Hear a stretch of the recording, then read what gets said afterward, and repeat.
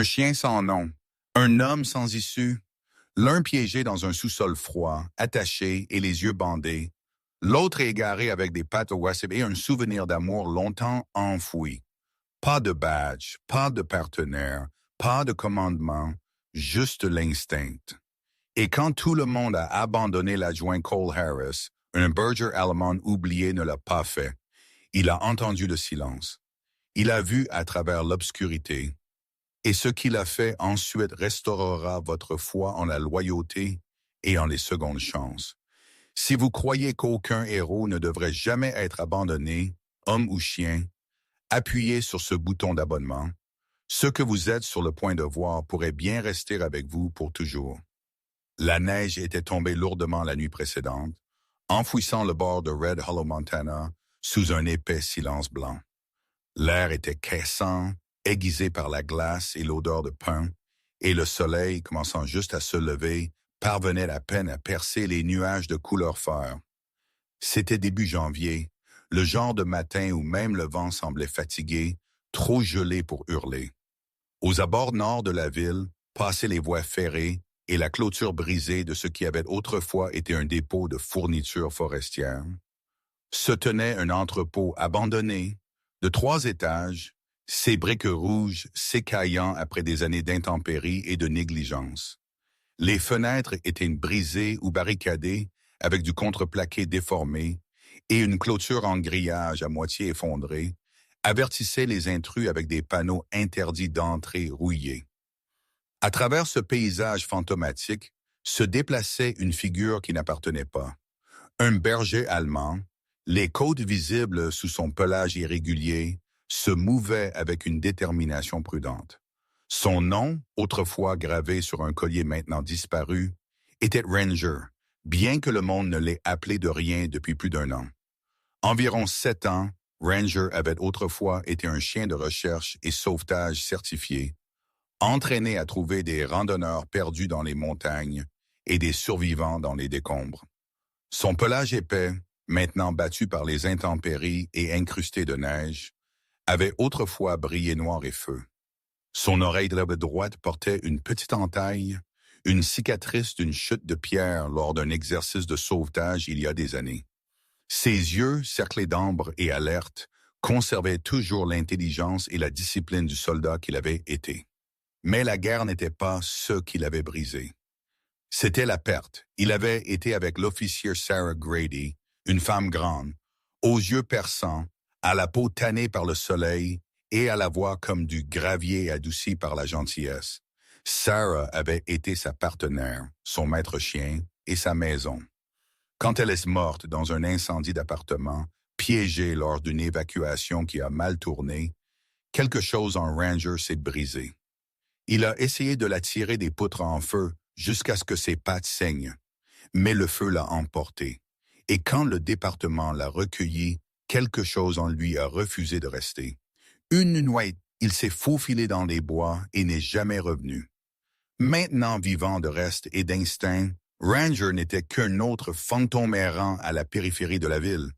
Mais ce matin-là, quelque chose l'a attrapé.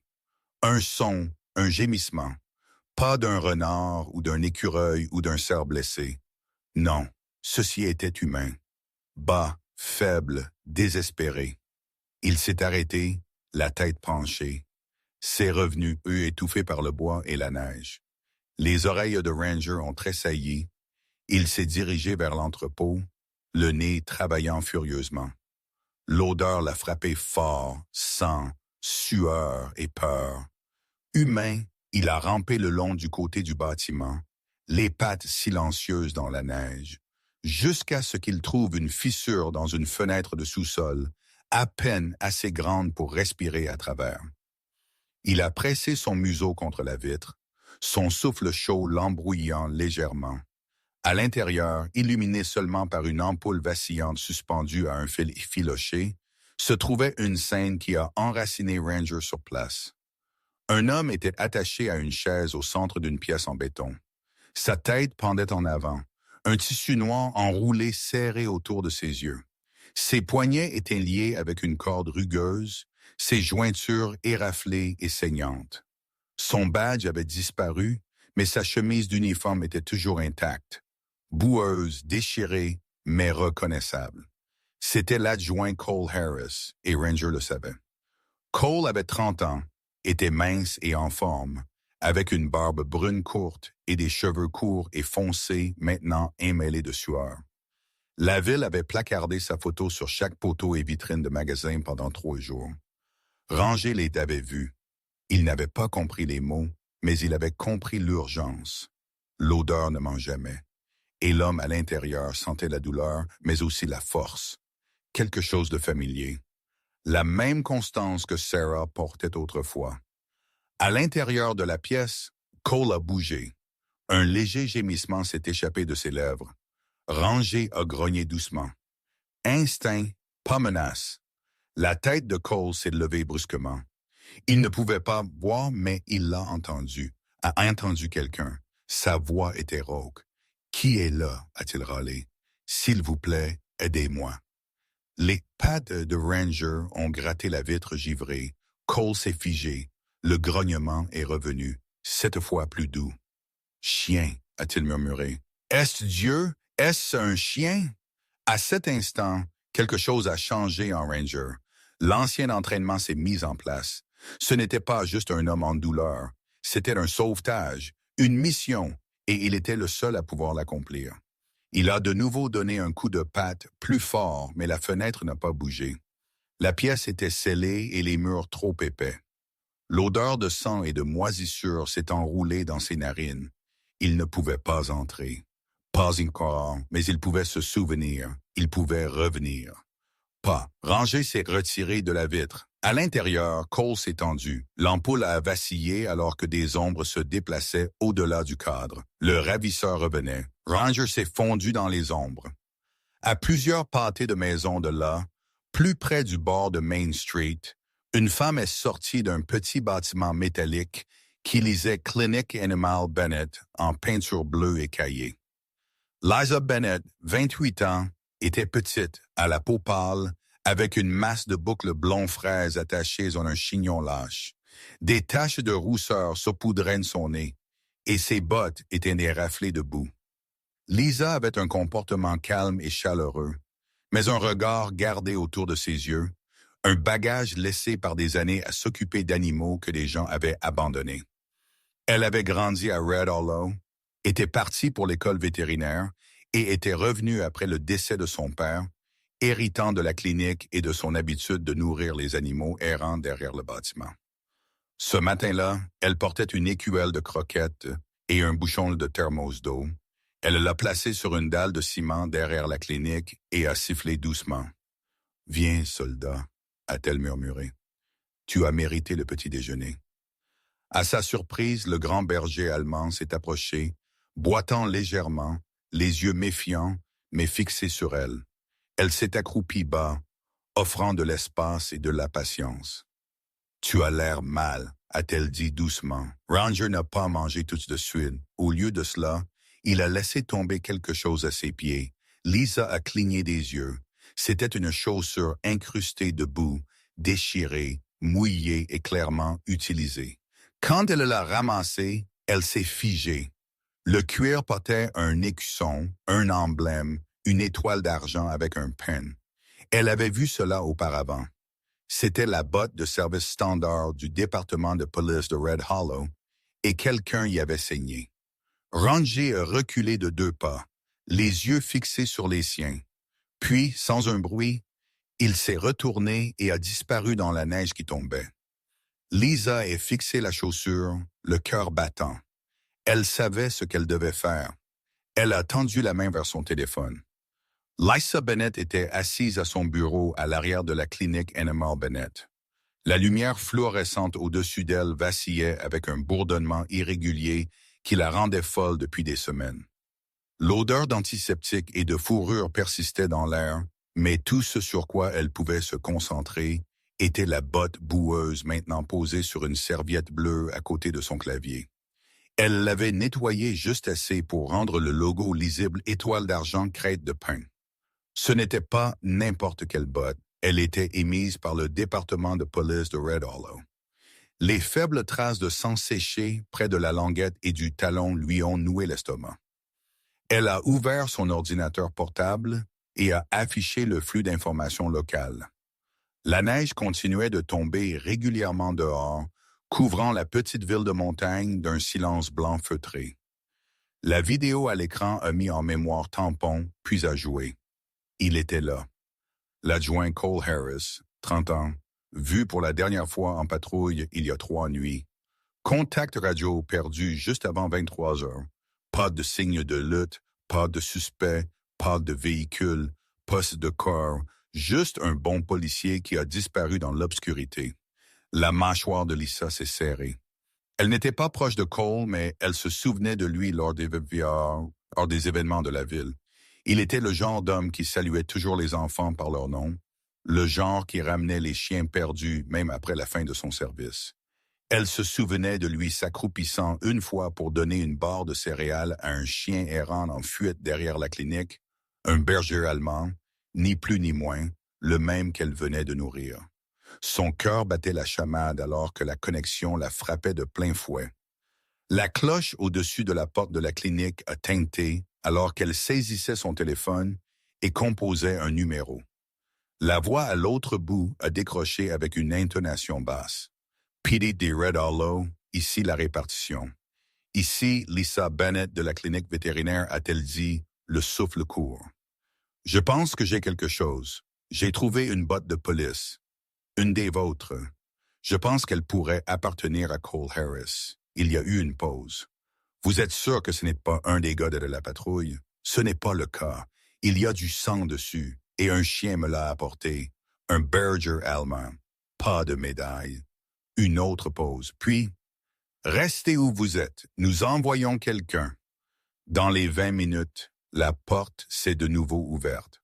Un homme grand est entré, secouant la neige de son manteau de shérif marron.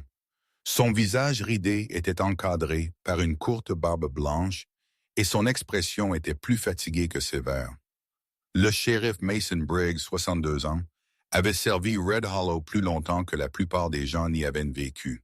Connu pour son comportement calme et son instinct têtu, il était le genre d'homme qui croyait aux longues pauses avant les décisions et à finir une tasse de café noir avant de réagir aux urgences. Il a retiré ses gants et a regardé la botte que Lisa lui tendait. « Vous avez dit qu'un chien a apporté ça? » Lisa a hoché la tête. Berger allemand, mâle, avait l'air mal nourri, vieille cicatrice sur son oreille droite, boitait légèrement, mais il était concentré comme s'il avait une mission. Briggs a grogné doucement, retournant la botte. C'est la taille de Cole. Son nom toujours marqué sur la doublure intérieure. Il a levé les yeux.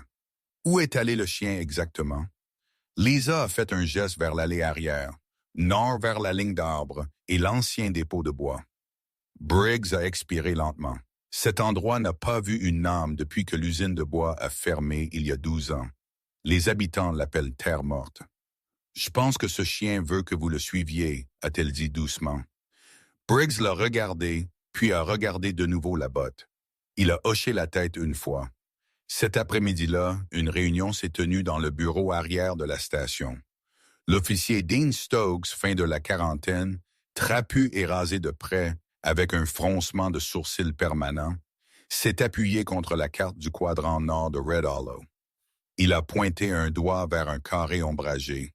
C'est le complexe d'entrepôt. 3 bâtiments partiellement effondrés, 0 beau actif. La dernière patrouille là-bas remonte à plus de 2 ans. De l'autre côté de la table était assise la sergente Claire Durham, 34 ans, mince et précise avec des cheveux courts et une intelligence tactique affûtée dans la police d'État. Elle a feuilleté les photos de la forensique du casier de Cole. Si quelqu'un l'a pris et le retient près de la ville, c'est le seul endroit qui n'apparaît pas sur les cartes thermiques ou les caméras de circulation. Briggs est entré dans la pièce, tenant la botte dans un sac de preuves transparent. Ceci a été apporté par un errant ce matin couvert de sang. Appartient à Cole. Il a laissé cela s'installer avant d'ajouter. Le chien a mené vers l'ouest depuis la clinique de Lisa Bennett, même direction que le dépôt de bois. Stokes a froncé les sourcils. Un chien errant est notre seule piste. Briggs a rencontré ses yeux. C'est plus que ce que nous avions hier. Claire a hoché la tête, alors nous travaillons avec. Briggs a tapé la carte. Nous allons garder cela secret pour l'instant. Pas d'alerte, pas de fuite d'informations. Juste préparer une équipe de recherche pour l'aube. C'est notre fenêtre avant que le prochain front n'arrive. Cette nuit-là, Lisa se tenait à l'arrière de la clinique, la neige craquant sous ses bottes. Elle a laissé une petite écuelle de ragoût réchauffée et un gant de laine frais à côté. Le vent coupait à travers sa veste et elle s'est serrée fort. « Où es-tu, mon garçon ?» a-t-elle murmuré. Au loin, juste au-delà de la clôture couverte de givre, une forme sombre a bougé. Deux yeux ambrés ont cligné dans l'obscurité, puis ont disparu. Elle a souri.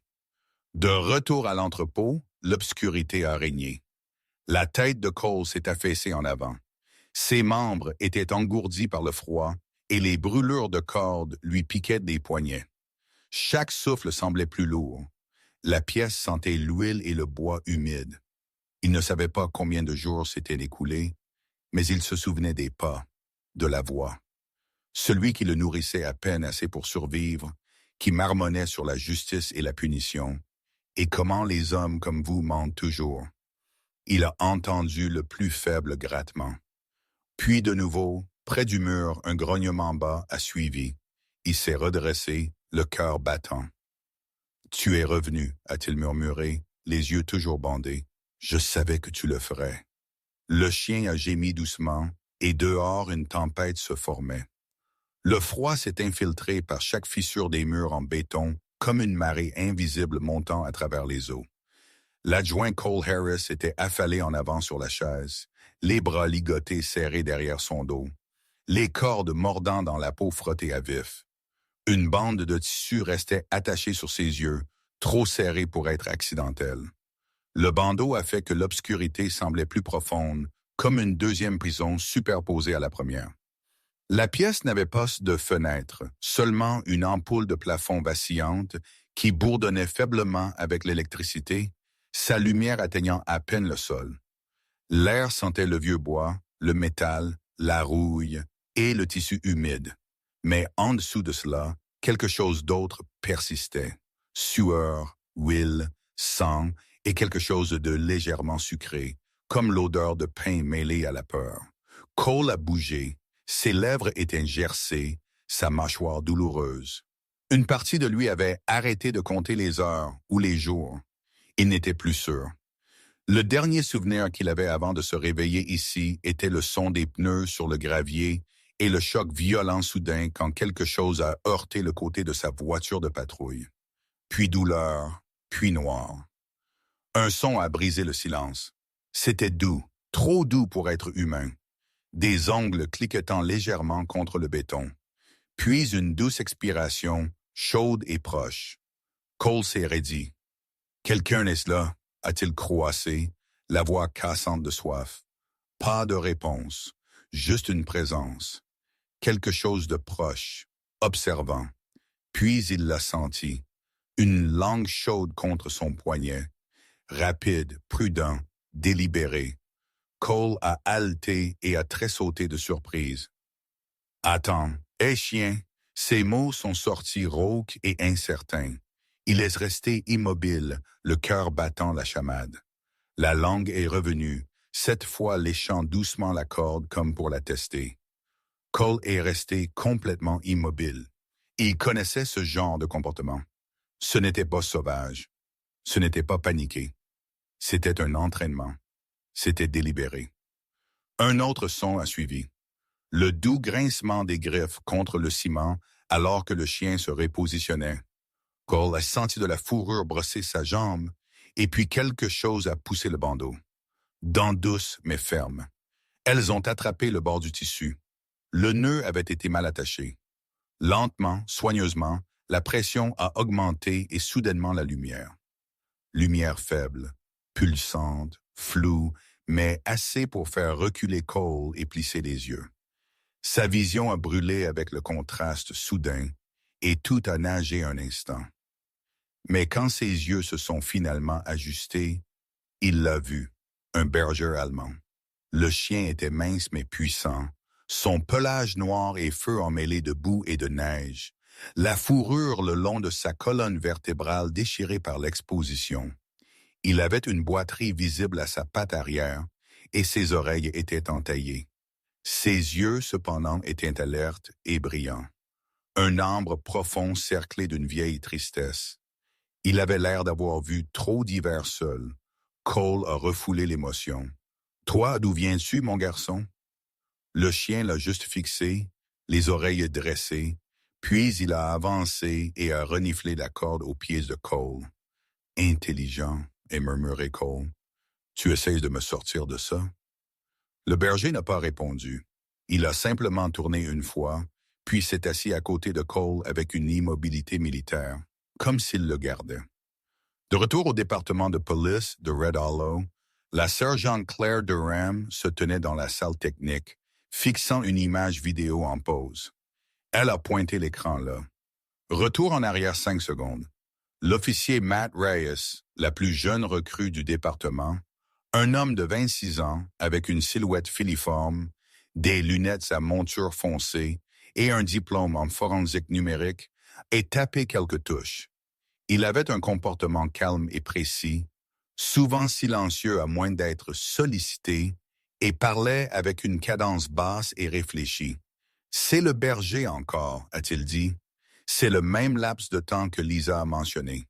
Il traverse la route de Comté 12 portant quelque chose. Claire s'est penchée. « Pouvez-vous zoomer? » L'image granuleuse s'est ajustée. Dans la gueule du berger pendait une seule botte, bande de roulement clair, cuir foncé, sang le long du col. « C'est celle de Cole, » a-t-elle murmuré. Reyes a tapé l'horodatage. C'était 4h17 du matin hier, environ 90 minutes avant que Lisa Bennett ne le signale. Claire a croisé les bras. Donc, le chien a trouvé Cole en premier.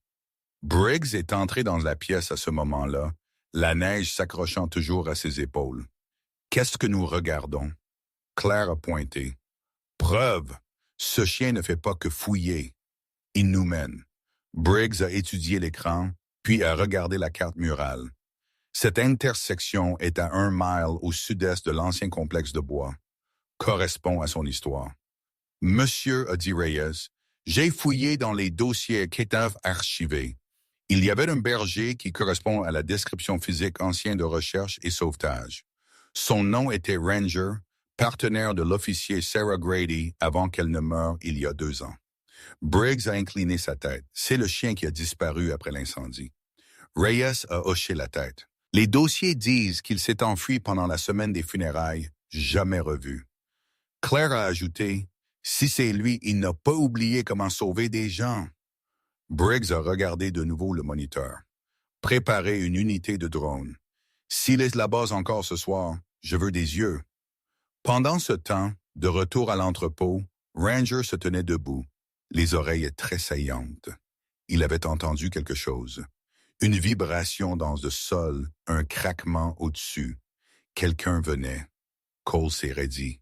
« Qu'est-ce que c'est? » a-t-il murmuré. Ranger a laissé échapper un grognement bas et s'est dirigé vers la porte. Son corps s'est abaissé en une position défensive accroupie, poils hérissés. Le cœur de Cole battait de la chamade.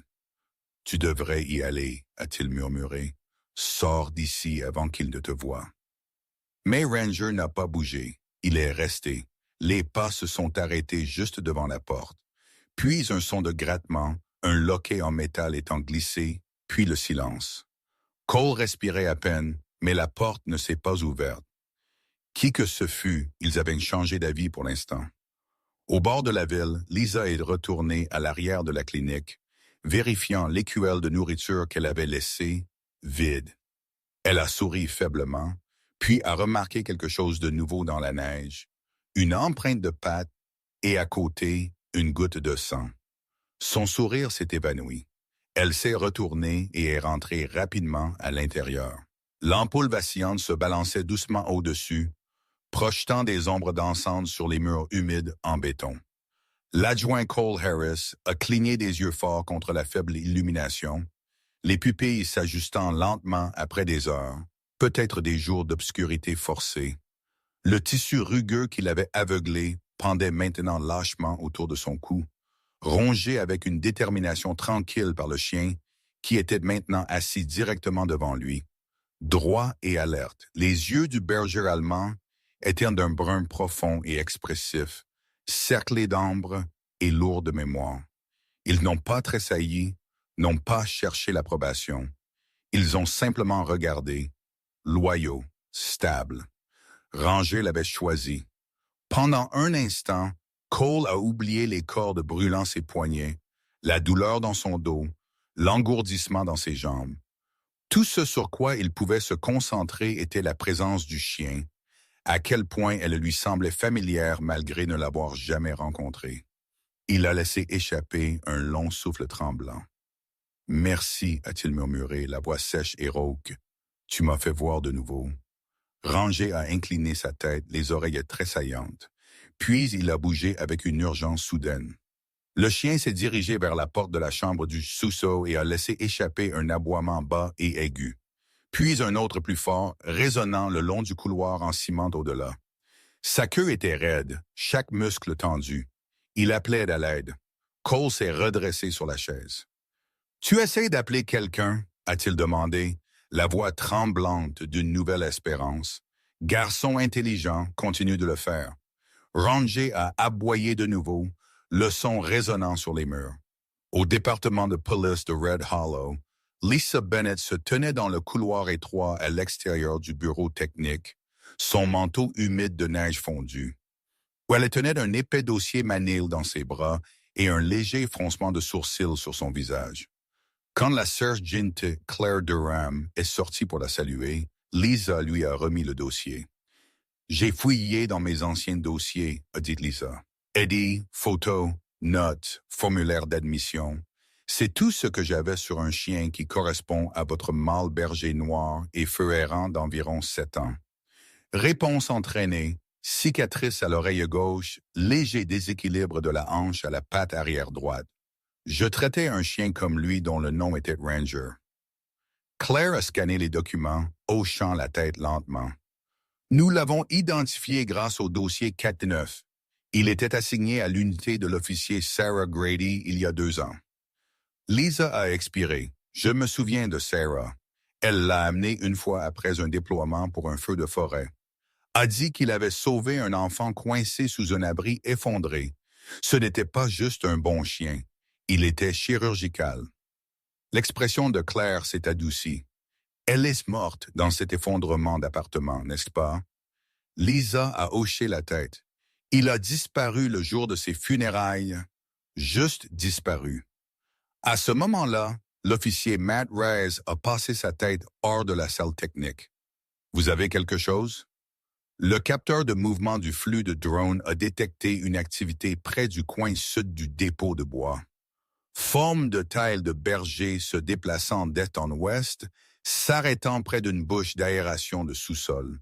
Il a affiché une image thermique granuleuse montrant une silhouette à corps chaud, à côté d'une structure froide beaucoup plus grande. Claire s'est tournée vers Lisa. « Votre chien pourrait bien nous avoir menés à Cole. » Lisa a senti sa poitrine se serrer. « Alors ne perdez pas de temps. » De retour dans l'entrepôt, Cole a tressailli au son de pommes au-dessus.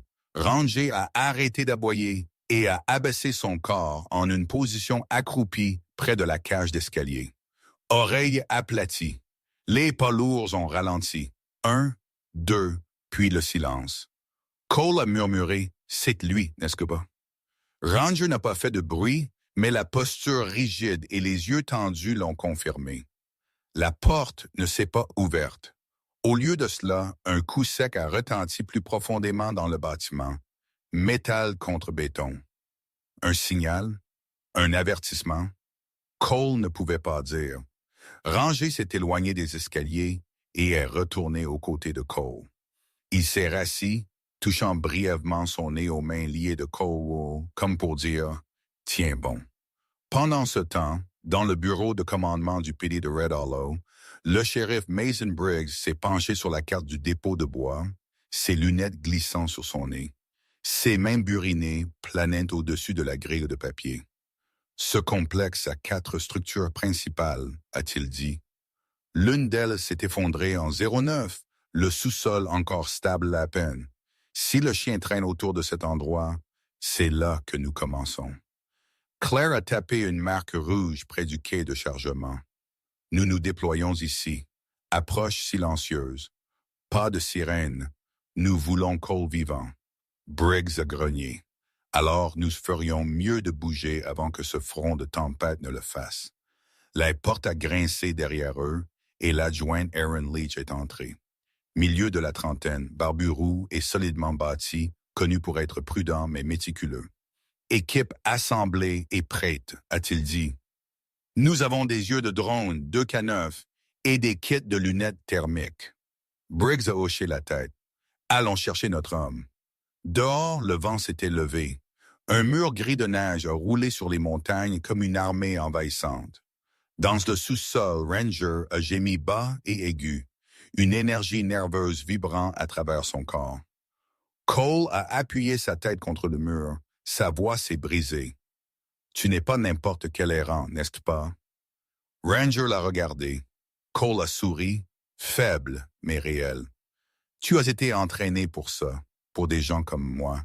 Tu m'as choisi. » Le chien lui a léché la main. Cole a senti quelque chose monter dans sa poitrine. Espérance fragile et aiguisée. Il a fermé les yeux et a attendu.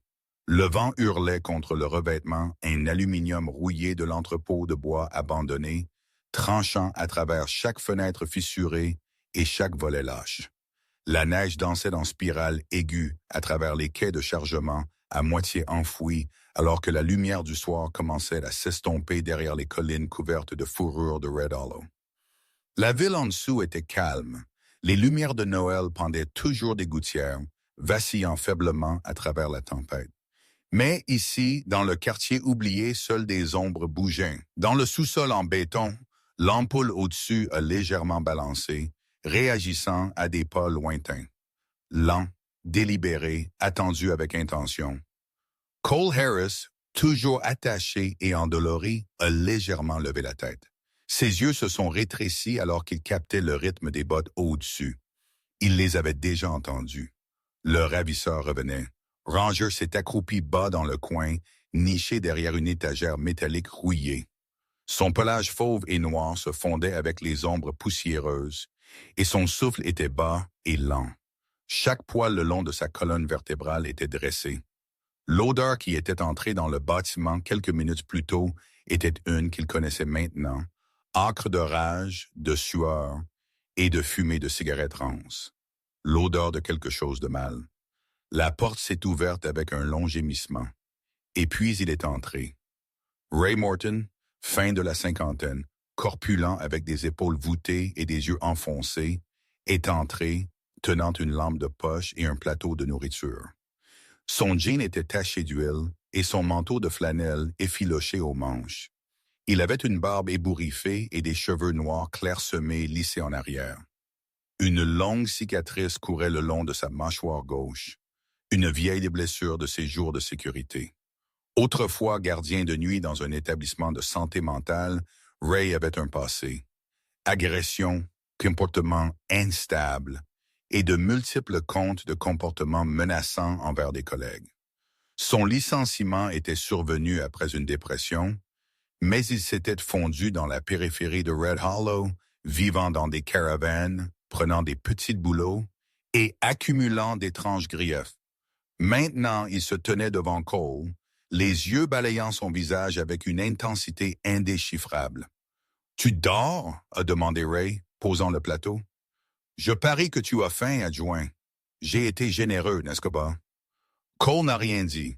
Sa gorge brûlait, et il savait qu'il valait mieux ne pas provoquer. Les yeux de Ray se sont rétrécis. « Tu souriais toujours lors de tes patrouilles, comme si tu étais meilleur que nous, comme si tu savais quelque chose que nous ne savions pas. Maintenant, regarde qui est aveugle et attaché. » Il s'est penché de près. « Tu sais pourquoi tu es ici? » Cole n'a pas répondu. Ray a soufflé. « Tu es ici parce que tu appliques leurs règles, pas la vérité, pas la justice. Tu as oublié que des gens comme moi existaient. Dans le coin, Ranger a légèrement bougé. Son corps tremblait, non pas de peur, mais de retenue. Ses yeux ambrés se sont fixés sur la ceinture de Ray où un cutter pendait dans une pochette en cuir. Ray s'est relevé, marchant lentement autour de Cole. Drôle comme les gens oublient les silencieux. Mais je n'oublie jamais. Il a tourné vers l'arrière de la pièce, marmonnant quelque chose sous son souffle.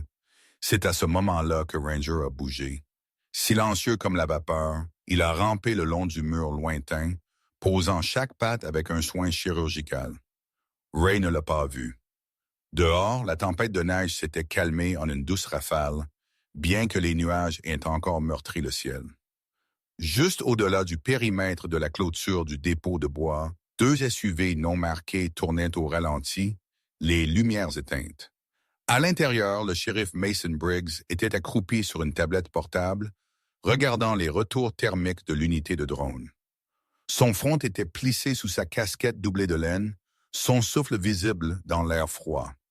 À sa gauche se tenait la sergente Claire Durham, émitouflée dans son équipement tactique, un fusil à canon court en bandoulière sur sa poitrine. Ses bottes étaient silencieuses sur le sol gelé et son regard ne quittait jamais le bâtiment. « Nous avons de nouveau du mouvement au sous-sol », a-t-elle dit. « Corps chaude vient d'entrer, plus grande stature, probablement mâle. » Briggs a hoché la tête. C'est lui. L'adjoint Aaron Leach, barbu roux et calme sous pression, se tenait plus en arrière, dirigeant les officiers avec des signaux manuels. La porte d'accès était toujours scellée, a-t-il rapporté. Mais nous avons trouvé une piste, empreinte de bottes et empreinte de pattes venant de la pente près de l'ancienne rampe de chargement. Chien et homme pourraient être notre errant et Cole. Briggs a ajusté sa radio. Équipe Alpha tient. Nous y allons à mon signal. Pas de tir sauf si on nous tire dessus. Nous voulons Cole en vie. La voix de Claire était d'acier, reçue. À l'intérieur de l'entrepôt, Ray parlait de nouveau.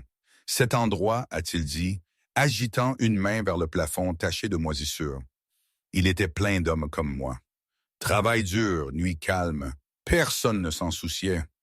Puis ils l'ont fermé. Nous ont renvoyés chez nous avec rien d'autre qu'une tape dans le dos. Vous savez qu'il n'a pas perdu son emploi. Il s'est penché de nouveau près. Vous, votre genre. Ranger a avancé une patte. Cole, regardant du coin de sa vision, a murmuré sous son souffle. Pas encore. Pas encore. Ray s'est tourné. Ses yeux se sont posés sur le chien. Il s'est figé. Qu'est-ce que... Ranger est resté complètement immobile. Le visage de Ray s'est tordu. Toi encore? Le souffle de Cole s'est coupé. Ray a avancé lentement, tendant la main vers sa ceinture. Je pensais t'avoir vu la nuit dernière. Les lèvres de Ranger se sont décollées juste assez pour révéler les dents. Ray a grogné. Tu as amené quelqu'un avec toi, bâtard, hein? Quelqu'un dehors avec un badge. Puis est venu l'aboiement, un fort et autoritaire. Il a résonné à travers le bâtiment et avec lui des voix dehors. Police, sortez les mains où nous pouvons les voir. Ray s'est retourné, la panique illuminant ses traits. Non, non, non, non. Il a attrapé le collier de Cole, le tirant de côté, mais Ranger était déjà en l'air. Il a frappé Ray en plein dans la poitrine, les dents visant non pas à mutiler, mais à désarmer. Les deux se sont écrasés au sol. Le cutter a cliqueté hors de portée de Ray. Cole a roulé sur le côté, le cœur battant la chamade. Ranger a grogné bas, se tenant au-dessus de la poitrine de Ray. Puis la porte s'est ouverte en claquant, des faisceaux de lampes de poche traversant la pièce. « Jealous !» La voix de Claire a coupé l'air comme une lame. Briggs l'a suivi en dégainé. Leach s'est précipité vers Cole et a commencé à le détacher. « Nous t'avons eu, adjoint. Tu es en sécurité maintenant. » Cole a cligné des yeux forts. « Le chien, il vous a amené. » Briggs a regardé Ranger, toujours en garde au-dessus de Ray, dont les bras pendaient maintenant mous sur les côtés. « Bon garçon, a-t-il murmuré. L'odeur d'antiseptique planait lourdement dans l'air, se mêlant à la luminosité stérile de la chambre d'hôpital. C'était calme, sauf pour le bip des machines et le crépitement occasionnel du haut-parleur énonçant les heures de visite. Cole Harris a bougé sous la mince couverture, son bras droit bandé au poignet et des lignes intraveineuses partant du creux de son coude. La douleur sourde dans ses côtes lui a rappelé à quel point c'était arrivé, à quel point tout était près de se terminer dans ce sous-sol froid et en décomposition. Mais plus que les ecchymoses ou la faim, c'était le silence qui résonnait le plus fort maintenant. Le silence laissé par l'absence du chien qui lui avait sauvé la vie.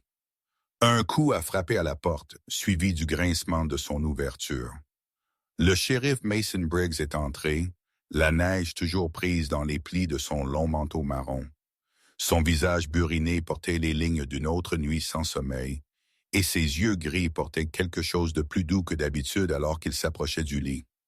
Il était suivi par la sergent Claire Durham, sa posture aussi droite et posée que toujours, bien que la tension autour de sa bouche suggérait une adrénaline persistante. « Bonjour, adjoint, » a dit Briggs, tirant une chaise plus près. « Comment vous sentez-vous? » Cole s'est poussé légèrement en position verticale, comme si j'avais fait 10 rounds avec une déchiqueteuse à bois. Claire a souri faiblement. « Bien, ça signifie que vous êtes toujours vous-même. »« Ray? » a demandé Cole, devinant déjà la réponse. « En garde à vue, » a répondu Briggs. « Il ne parle pas beaucoup, mais nous avons commencé à reconstituer les choses. Il a mentionné quelqu'un, » a dit Cole, la voix plus basse maintenant. « A dit qu'il avait acheté un remplacement. Il n'agissait pas seul. » Claire a hoché la tête. Il a dit quelque chose à propos d'un homme dans une camionnette blanche. A dit que l'homme lui avait promis un enfant qui pourrait remplacer Jessica. « Jessica? » a demandé Cole. « Sa fille, » a répondu Briggs, « est morte il y a 3 ans dans un accident de voiture. A perdu sa femme le même jour. On dirait qu'il n'est jamais revenu de cela. » Claire a ajouté, « Il n'est pas assez stable pour être notre cerveau. Et si quelqu'un d'autre vous a vraiment livré, nous avons affaire à quelque chose de plus grand. » Paul a laissé cela s'imprégner. Puis après une pause et le chien, Briggs a secoué la tête. « Parti. Nos gars l'ont vu s'enfuir vers les bois juste au moment où nous avons sorti Cole. Disparu avant que nous puissions le marquer. » Claire a regardé Cole. « Vous avez dit qu'il était entraîné. »« Plus qu'entraîné, » a dit Cole. « Il savait comment flanquer, quand rester bas. Il attendait des ordres même quand je ne pouvais pas les donner. C'était un pro. » Briggs a échangé un regard avec Claire. Cela correspond à ce que nous avons appris de Lisa Bennett. Cole a levé un sourcil. « La vétérinaire? » Claire a hoché la tête. « Elle a apporté des dossiers médicaux cette semaine, tout que je suis. Ancien. Elle traitait autrefois un KNV nommé Ranger qui appartenait à l'officier Sarah Grady. »« Sarah Grady? » a murmuré Cole. « Je me souviens d'elle. Elle est morte dans l'effondrement du bâtiment il y a 2 ans. Ranger a disparu après ses funérailles. » A dit Briggs. Personne ne l'a revu depuis jusqu'à maintenant. Cole s'est penché en arrière, la vérité s'installant lourdement dans sa poitrine. Alors il n'a pas seulement survécu. Il s'est souvenu de qui il était, à travers la ville. Les fenêtres de la petite cabane de Lisa Bennett s'étaient embuées de la vapeur d'une bouilloire bouillante. L'endroit était chaleureux et encombré. Habité par des livres empilés le long d'étagères batteuses, une couverture de laine drapée sur un canapé usé. Au pied de celui-ci était posé un coussin polaire taché de sang plié avec soin. Lisa s'est agenouillée à côté maintenant, frottant doucement la tache sèche de rouge avec un chiffon humide. Elle n'a pas pleuré. Lisa n'était pas du genre à pleurer, mais ses mouvements étaient lents et respectueux. Ranger avait couché ici une fois, juste 2 nuits avant de lui apporter la botte. Elle se souvenait de la façon dont il l'avait regardée, pas comme un errant, mais comme quelqu'un qui comprenait l'espace qu'il entrait. Il n'avait pas mendié. Il avait attendu. Une voix a appelé de l'autre pièce. « Hey, Lisa !» C'était Danny Farrow, son voisin et ami de longue date, quarantaine, barbu avec une silhouette filiforme et des yeux doux, souvent vu dans des salopettes tachées de graisse de son atelier de réparation automobile. Il est entré dans ce salon, tenant 2 tasses de thé. « Tu vas bien? » a-t-il demandé, en posant une à côté d'elle. Elle a hoché la tête. Je vais bien, juste en train de penser au chien. Lisa a levé les yeux. Ce n'est pas juste un chien, Danny. Son nom était Ranger. Il était K9 et sauvé la vie de cet adjoint. Danny s'est assis à côté d'elle. Alors, où est-il maintenant? Elle n'a pas répondu au début. Puis là-bas, regardant, guérissant, attendant que quelqu'un vienne le trouver. Danny a siroté son thé. Alors nous le ferons. À la station de Red Hollow, la salle d'interrogatoire était éclairée par une seule ampoule au-dessus d'une table en métal rayé. Ray Morton était assis dans un t-shirt gris, fixant ses mains, immobile. Ses yeux étaient vitreux, à moitié ouverts, son expression plate. Claire Durham était assise en face de lui, son carnet ouvert, mais intact. « Vous avez dit que quelqu'un vous avait apporté l'adjoint, a-t-elle dit. « Qui? Quel était son nom? » Ray n'a pas répondu. « C'était l'homme dans la camionnette blanche, a-t-elle incité. « Vous l'avez mentionné. » Ray a cligné des yeux lentement. Puis presque à lui-même, il a murmuré. Il a dit qu'il pouvait le réparer. « Donne-moi une autre, Jessica. » A dit que ceux que personne ne manquait étaient les meilleurs, comme les errants. Claire s'est raidie. Qu'est-ce que ça signifie? Ray l'a regardé pour la première fois, un sourire brisé sur son visage. Ils sont tous juste des errants. Personne ne les manque s'ils n'aboient pas. À l'extérieur de la pièce, Briggs s'est détourné du miroir sans teint. Obtenez un alignement de photos sur les enfants disparus. Tous les enlèvements non résolus des 5 dernières années dans la zone des 3 comtés. L'officier Matt Rice, debout à proximité, a hoché la tête. Déjà commencé, shérif. La voix de Briggs a baissé. Et dites au FBI, c'est plus grand que nous le pensions. Cette nuit-là, sous le lourd silence de la forêt, une figure s'est déplacée à travers les arbres. Ranger a marché lentement, favorisant une patte, les yeux balayant la ligne de crête. Il était fatigué. Il était blessé, mais il était vivant.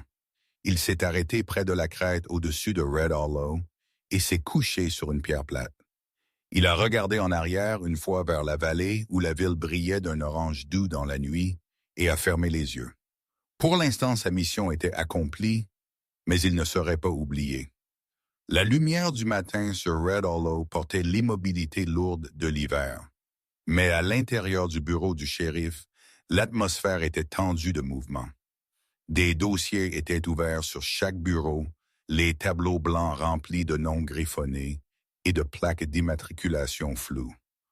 Au centre de la salle de briefing, le shérif Mason Briggs se tenait les mains jointes derrière son dos, son visage ridé tendu de concentration. Les récentes déclarations de Ray Morton, dérangeantes à la fois par leur contenu et leur implication, avaient ouvert quelque chose de bien plus grand que la folie d'un seul homme. Et maintenant il devait suivre l'ombre qu'elle laissait derrière. Ray n'agissait pas seul, Yemen, a dit Claire Durham. Oh, non. Pointant une série de cercles superposés sur l'écran du projecteur. Son ton était clinique, net. Il a reçu des instructions d'un téléphone jetable enregistré hors de l'état. Les pings de signalisation montrent un contact près d'un camp scout désaffecté à l'ouest de l'autoroute, hors réseau depuis des années. Facile à dissimuler les véhicules. À côté d'elle, l'agent Mike Henley, milieu de la quarantaine, soigné avec des cheveux gris coupés courts et un comportement sans fioriture, a hoché la tête. Henley était arrivé de l'unité des personnes disparues du FBI la nuit précédente. Sa veste de costume ne semblait jamais se froisser, et ses yeux bleu acier ne manquaient rien. Nos renseignements ont recoupé des cas similaires. Même mode opératoire, victimes marquées comme invisibles, fugueurs, toxicomanes, résidents isolés, ou des gens comme Cole. Ce n'est pas aléatoire. Briggs a froncé les sourcils, frottant le côté de sa mâchoire. Et la camionnette confirmée vue près du Camp Scout Cold Pine il y a 3 nuits, a répondu Henley. Les caméras de surveillance ont montré qu'elle était garée le long de la ligne d'arbres. Conducteur non identifié, visage couvert, véhicule immatriculé sous une fausse identité. Avons-nous une cause probable pour la surveillance? La réponse de Henley était simple. Nous avons déjà commencé. Ailleurs à Red Hollow, Lisa Bennett s'est accroupie au bord des bois derrière sa clinique. Elle portait un lourd manteau à carreaux, des gants trop grands pour ses doigts et un jean taché de neige. Son expression était intense alors qu'elle épinglait un autre morceau de flanelle à la branche d'un sapin bas. Il a flotté faiblement dans la brise. À quelques pieds de là, Danny Ferroline, brûlé par le vent, émitouflé dans des couches de toile tachées d'huile, a déballé un récipient scellé de poulet cuit dans une assiette en étain peu profonde. C'est le dernier, a-t-il demandé. Lisa a hoché la tête. C'est la piste qu'il a prise avant. Je pense que sa mémoire tient toujours. Danny a donné un sourire de côté. C'est un chien, Lisa. Tu parles comme s'il était un ranger pour de vrai. Elle n'a pas levé les yeux. Il l'est. Ils ont travaillé en silence, balisant le chemin des bois vers le bord de la ville. Lisa l'avait cartographié en fonction de la direction dans laquelle Ranger avait disparu après le sauvetage. Elle l'avait marqué avec des bandes de tissu parfumé à l'huile de lavande et de minuscules morceaux de la chemise que Cole portait. Odeur familière liée à la sécurité. La vétérinaire et elle savaient que les animaux fuyaient le trauma. Mais la partie d'elle qui avait autrefois enterré son propre chien savait que certains revenaient si on leur donnait une raison de croire qu'ils étaient désirés. Alors qu'ils atteignaient le dernier virage du sentier, Danny a fait une pause, levant sa main. « Lisa », a-t-il murmuré. Elle s'est tournée. Une figure se tenait à la ligne d'arbre. Ranger. Son pelage était plus boueux maintenant, son corps plus mince, les côtes pressant légèrement sous sa peau, mais ses yeux vifs, ambrés, stables ont rencontré les siens et n'ont pas vacillé. Lisa est tombée à genoux. « Ranger », a-t-elle murmuré. Il n'a pas couru. Elle est restée immobile. Ranger a fait un pas prudent en avant, puis un autre, puis il courait, et quelques instants plus tard, il était dans ses bras. Cet après-midi-là, de retour au bureau du shérif, Ranger était assis tranquillement dans un coin de la salle de conférence, une couverture polaire sous lui. Il ne portait pas de collier, ses yeux bougeaient lentement, regardant chaque personne sans peur, juste une compréhension alerte.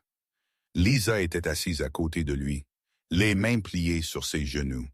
De l'autre côté de la table, Briggs, Claire, l'agent Henley et l'officier Reyes ont examiné la documentation. Correspondance de la micropuce, a dit Reyes, poussant en avant un scan numérique.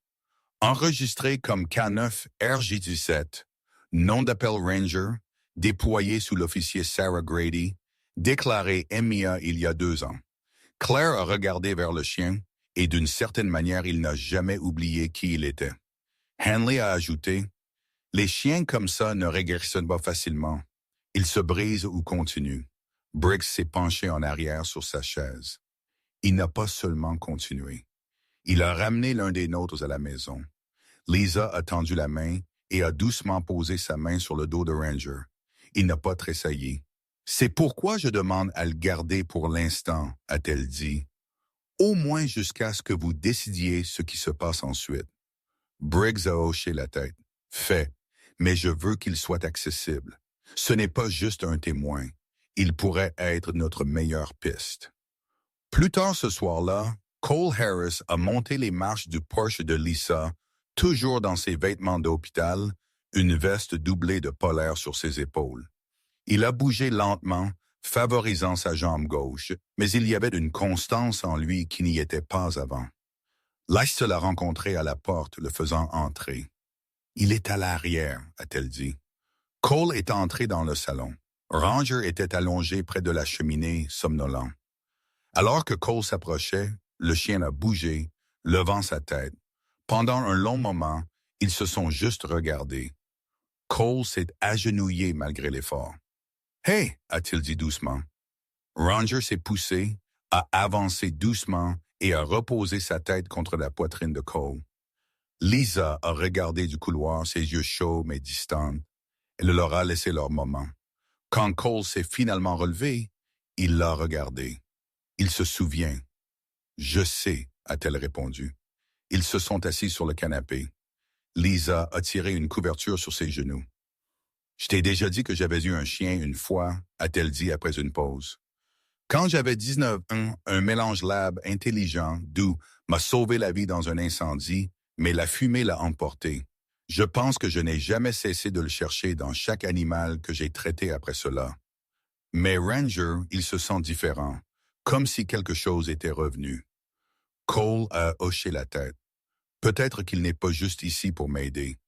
Peut-être qu'il est ici pour finir ce que Sarah a commencé.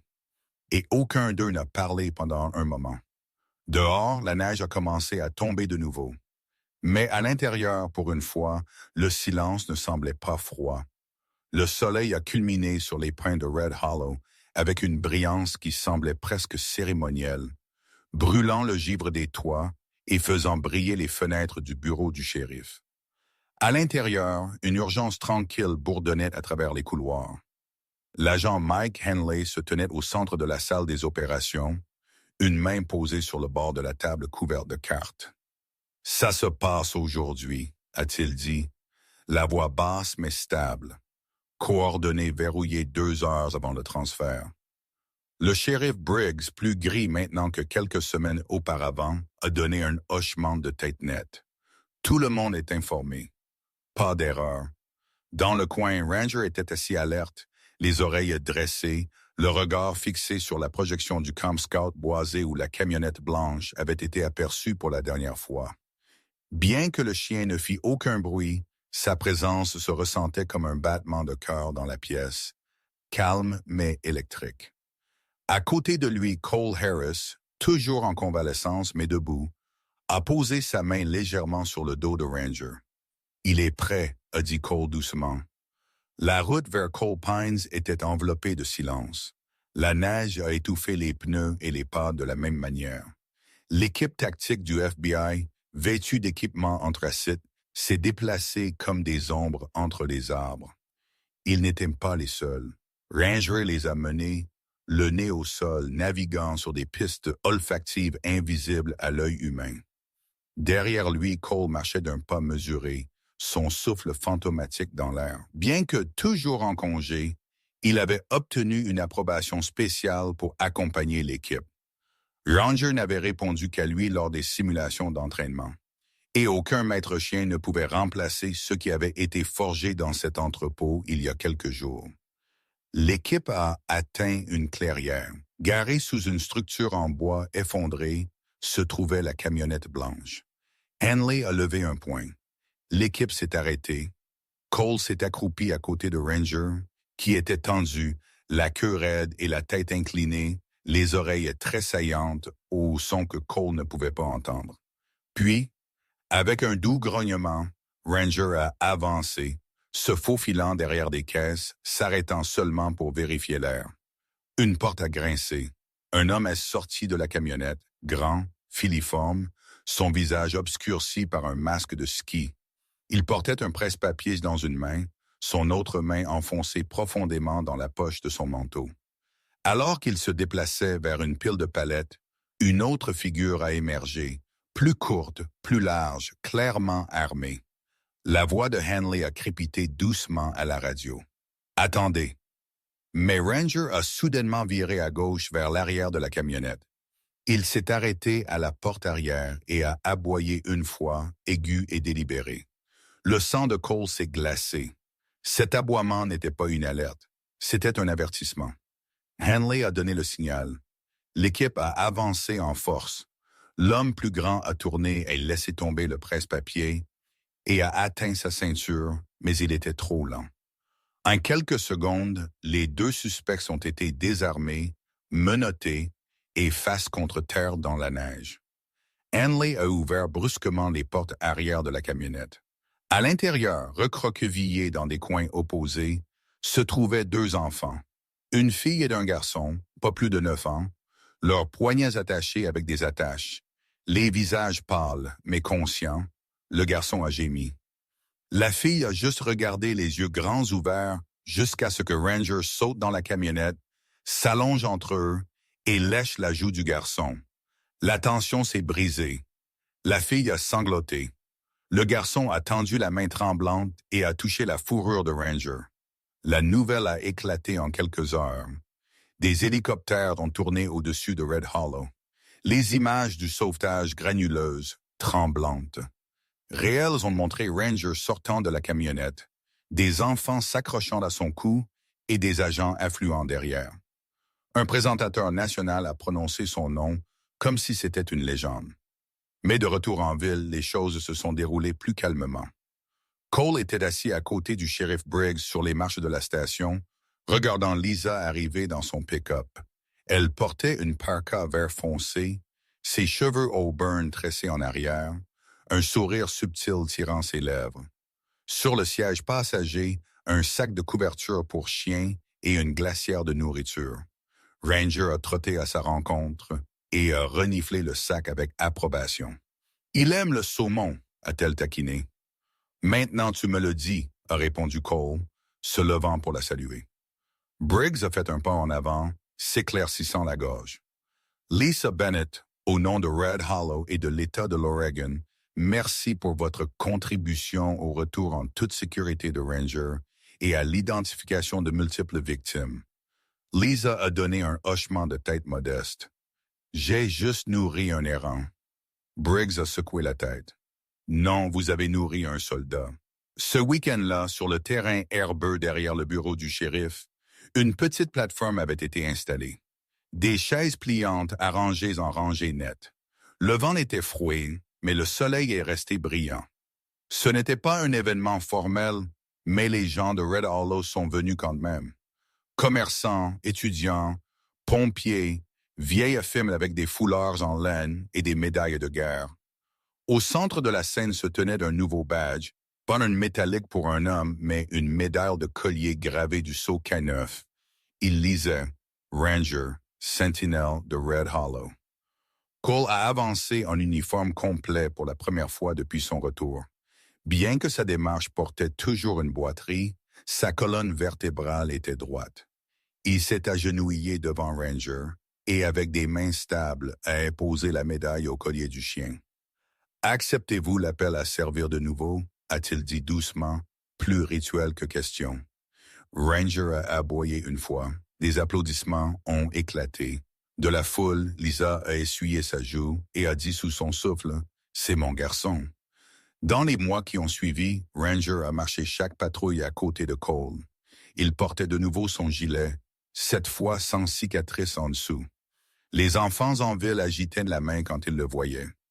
Les habitants laissaient des friandises pour chiens près de la porte de la station. Quand le quart de nuit devenait long et les bois devenaient froids, Ranger n'a pas tressailli. Il était de retour, non pas comme un errant, non pas comme un fantôme d'un partenaire perdu, mais comme un gardien avec un nouveau vœu.